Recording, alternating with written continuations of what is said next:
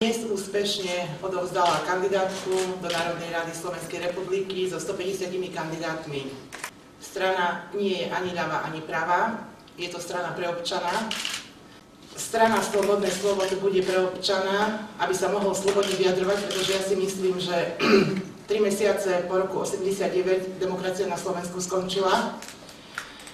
Strana Slobodné slovo to bude preto, aby občania mohli slobodne podnikať a minimálne sa slobodne tváriť. Kandidátka je pestrá, hovorím, sú to všetko nové tváre, žiadne celebrity okrem mňa, samozrejme, lebo som najväčšia celebrita na Slovensku. Takže nový vietor, nové tváre. S programom, ktorým pôjdeme do volieb,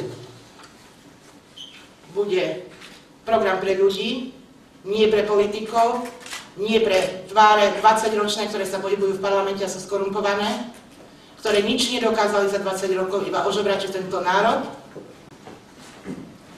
Takže bude to program pre ľudí, pôjdeme so znížením DPH na 10% na základné potraviny, farmaceutické výrobky, ktoré budú bližšie špecifikované potom.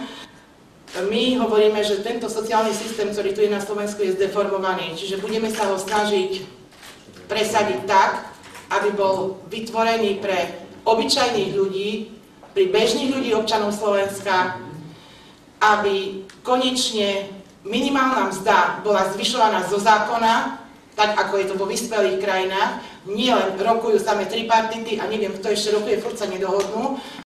5% si myslím, že určite. Do parlamentu sa dostanem. A ja budem burcovať ľudia, aby mi dali viac.